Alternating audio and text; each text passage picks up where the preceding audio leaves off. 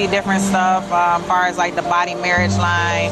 They use a lot of things that help them lift up and move things to the car. You just sit there and, you know, program something, and it has its own set mind to go ahead and do everything. And then as humans, we just come in and take the extra step to help the technology. It's not the cure-all for everything. There's definitely a lot of things where people perform the operation better, but certainly for the right applications, robotics are a huge improvement for the process. طبعا مش مجرد خطوط الإنتاج، الروبوتس من أحد أهم مكونات الثورة الصناعية الرابعة بكل أنواعها.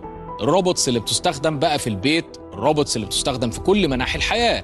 تطور الروبوتس مرتبط بشكل كبير جدا بتطور الذكاء الصناعي أو الارتفيشال انتليجنس، وده لوحده هو كمان أحد أهم مكونات الثورة الصناعية الرابعة. تعال أوري لك تطور كبير على مستوى التصنيع بالذكاء الصناعي وكمان الروبوتس، واحكم أنت بنفسك ده هيعمل إيه في المستقبل القريب في الصناعة. A bottling plant for liquids set up together with Siemens is used to demonstrate the most important components of the intelligent factory of the future. Each bottle contains an RFID chip storing a precise description of how it has to be processed, which liquid, which lid, and which label. At each station, the bottle communicates directly with the machine, telling it how it has to be processed. At the end, a computer checks whether the bottle has actually been produced as desired. يعني كده مفيش بني آدمين في التصنيع على الأقل. اللي حضرتك شفته ده جزء بسيط جدا من اللي بيسموه سمارت فاكتوريز، يعني المصانع الذكية. المصانع الذكية دي معتمدة كمان على السنسورز اللي متصلة بالإنترنت أو اللي متصلة ببعضها عن طريق شبكات خاصة، ودي جزء مهم جدا من إنترنت الأشياء أو الإنترنت أوف ثينجز. وإنترنت الأشياء ده واحد برضو من أهم مكونات الثورة الصناعية الرابعة. تواصل الآلات مع بعضها ومع الإنسان هيخلق عالم مختلف تماماً عن العالم اللي احنا عايشينه دلوقتي، وده بفضل الإنترنت والذكاء الصناعي. الاتصال في حد ذاته بيولد حجم كبير جدا من المعلومات، ودي اللي بيسموها البيانات الضخمة أو البيج داتا. البيانات الضخمة أو البيج داتا مكون أساسي برضه من مكونات الثورة الصناعية الرابعة، ومكون أساسي من اقتصاد القرن ال21. العالم الافتراضي أو الخيالي زي الفيرتشوال رياليتي من الحاجات اللي هتعمل توصيل للعالم المادي الفيزيائي مع العالم السيبراني أو الخيالي. وهنا هتفهم احنا قصدنا ايه ان الثورة الصناعية الرابعة هتعمل اتصال ما بين العالم المادي الملموس والعالم الرقمي الغير ملموس. فكر في نظارات الفي ار وشوف انت ممكن تعيش حياة تانية خالص وتحس احاسيس مختلفة تأثر عليك وعلى مشاعرك من غير ما تكون في مكان مادي بجد. هو خيال بس بقى بيأثر في الواقع. فلسفة أكثر تعقيداً للحياة اللي عايشينها. يمكن الفجوة الأكبر إن في أجيال وقع منها فهم التطور ده، وفي أجيال عايشاه وخلاص ومش فاهمة الفلسفة اللي وراه، زي أغلب الشباب الصغير اللي اتولد لقى الموبايل والسمارت تي في والسمارت واتشز والسمارت هومز وغيرها وفاكر إن هو ده الطبيعي. معظم الخبراء متوقعين إن هيكون في تأثير كبير جداً للشركات والمنظمات على الناس أكتر من تأثير الحكومات وصناع القرار، وده تحدي كبير جدا للحكومات وصانع القرار. هدي لك مثال بسيط خالص تقدر تعرف منه أحد أهم أمثلة الثورة الصناعية الرابعة في حجم البيانات وتحليلها والاتصالات المتطورة. فكر في شركة زي أوبر، عملت إيه بقى في الحكومات على مستوى العالم؟ هل تأثير الشركات دي على الناس أكبر من تأثير الحكومة، ولا الشركات فرضت نفسها على الحكومة بسبب تأثيرها الكبير على المستخدم؟ لعلمك شركة زي أوبر مفيش عندها أي عربيات، وحجم الشركة بيعدي حجم شركة زي رولز رويس بكل ما تملكه من أصول ومصانع. أنت متخيل الفرق حتى على المستوى الاقتصادي عامل إزاي؟ ده مثال بسيط جدا لشكل الاقتصاد في الثورة الصناعية الرابعة اللي معتمد على المعلومات أكتر من أي حاجة تانية. تكنولوجيا تانية من التقنيات المتطورة جدا واللي تعتبر أحد أهم الأعمدة برضه في الثورة الصناعية الرابعة هي البلوك تشين. التقنية دي كنا عملنا عنها حلقة قبل كده، يا ريت ترجع تدور عليها على اليوتيوب عشان تفهم أهمية التكنولوجيا دي وتأثيرها على كل مناحي الحياة هيبقى عامل إزاي. لكن أهم مثال للتقنية دي هي العملات المشفرة زي البيتكوين وغيرها، كلها معتمدة على تقنية البلوك تشين. طبعا انت عارف العملات دي عملت تأثير حوالين العالم وثورة غير متوقعة، بالرغم من انها مش مستقرة لكن المستقبل بيتغير بسرعة. ودي احد اهم برضو ميزات الثورة الصناعية الرابعة، ان التغير بيحصل بشكل متصاعد مش في شكل خطي، وده معناه ان سرعة التغيير اضعاف التغيير في اي موجة من موجات الثورات الصناعية اللي كانت قبل كده. خد عندك مثال كمان من أمثلة التقنيات اللي تعتبر محور مهم جدا من الثورة الصناعية الرابعة، وهو الطباعة ثلاثية الأبعاد أو 3D printing.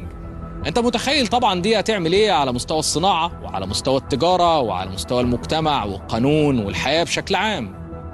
لما تلاقي أي حد ممكن يطبع أي منتج أسهل من إنه يشتريه، ولما تلاقي المجرم يقدر يطبع سلاح من غير ما الحكومة تعرف، ولما تلاقي انتهاك لحقوق الملكية الفكرية، ولما تلاقي ناس بتطبع كلية أو قلب، تفتكر العالم هيبقى عامل إزاي وإحنا هنبقى عاملين إزاي؟ بص على الطب، شوفوا الروبوتس والذكاء الصناعي وتكنولوجيا المعلومات هتعمل إيه في تطور الطب في القرن 21. الأطباء تقريبا معظمهم مش هيبقى ليهم لازمة، لأن التكنولوجيا تقريبا هتقوم بدور أغلبهم. تعالوا نشوف مع بعض. No scalpel and forceps needed in this operating room. Just 4 robotic arms to operate on a patient's heart controlled by a surgeon 10 feet away. By digitizing the surgeon's movements, for the first time in 200 years, surgeons had a tool that actually made them a better surgeon. Dr. Douglas Boyd is a cardiothoracic surgeon at the University of California Davis Medical Center in Sacramento. He's been incorporating robotics into his procedures for nearly 2 decades, but is now training robots to do some of the work on their own. Along with researchers at UC Berkeley, Dr. Boyd is training them to do things like remove shrapnel and cancerous tissue, put in stitches, or make basic cuts.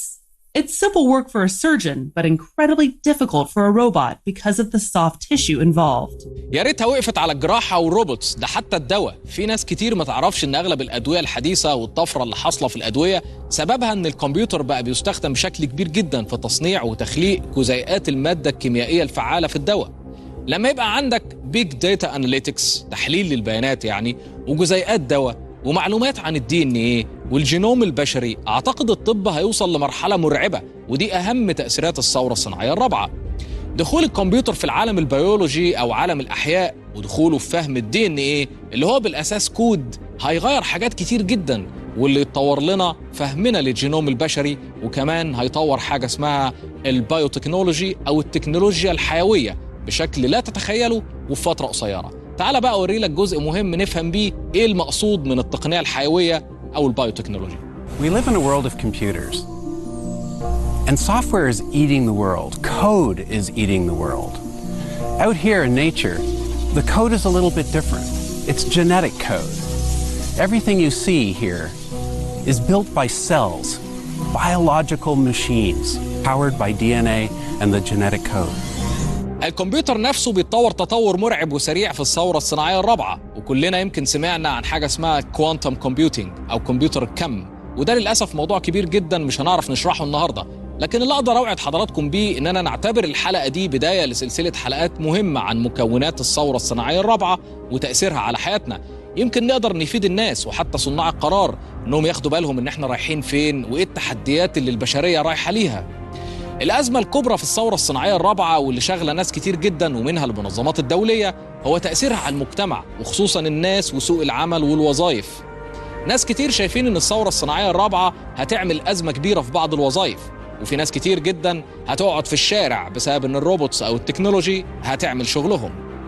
المنتدى الاقتصادي العالمي سنة 2016 درس حوالي 15 اقتصاد عالمي في حوالي 1.8 بليون موظف متقسمين على 20 نوع من الوظائف.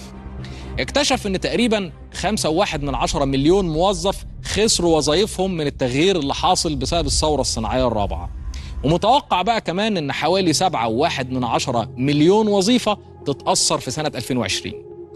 الموضوع مش سهل ومحتاج ندرس كويس التأثير ده علينا وعلى مجتمعنا، ونفكر كتير ونعمل توعية للناس وصناع القرار قبل فوات الأوان. عرفت ليه احنا عملنا الحلقة دي، وعرفت ليه الثورة الصناعية الرابعة مهم انك تفهمها وتفهم تأثيرها عليك، لأنك ببساطة ممكن تصحى الصبح ما تلاقيش وظيفة تشتغلها لا انت ولا أولادك. الحل اننا نعلم ولادنا ازاي يتعاملوا مع المتغيرات دي، ونعلمهم من دلوقتي ايه المهارات اللي محتاجينها في فترة الثورة الصناعية الرابعة عشان يطلعوا يلاقوا شغل. على الأقل أنا هحاول أعمل ده على مستوى برنامج المتواضع، إننا هنمسك موضوع من الموضوعات الهامة في الثورة الصناعية الرابعة ونتكلم عنه في حلقة منفصلة أو عدد من الحلقات لحد ما نغطي كل المحاور. وبالمناسبة دي بقى أنا أحب أشكر صديقي بروفيسور يوري تشورني اللي قابلته في روسيا في مؤتمر لليونسكو، وهو مسؤول عن مبادرة جميلة جدا في روسيا بترعاها الحكومة اسمها تكنو ساينس، ودي الغرض منها هو اللي قلته لحضراتكم ده، إن الشباب لازم يعرف هو رايح فين والبشرية رايحة فين وإيه هي التقنيات اللي هتأثر على حياتهم في المستقبل القريب. وبشكره جدا على الإهداء اللي أهداه التيك توك في مؤتمر اليونسكو، وكان لي الشرف وقتها إن احنا نقنع لجنة اليونسكو إنهم يعتمدوا في الإعلان العالمي لليونسكو تأثير الثورة الصناعية الرابعة على المجتمع، وإن صناع القرار لازم ياخدوا في الاعتبار الموضوع ده. أعتقد من الصعب إننا نفضل مستنين لحد ما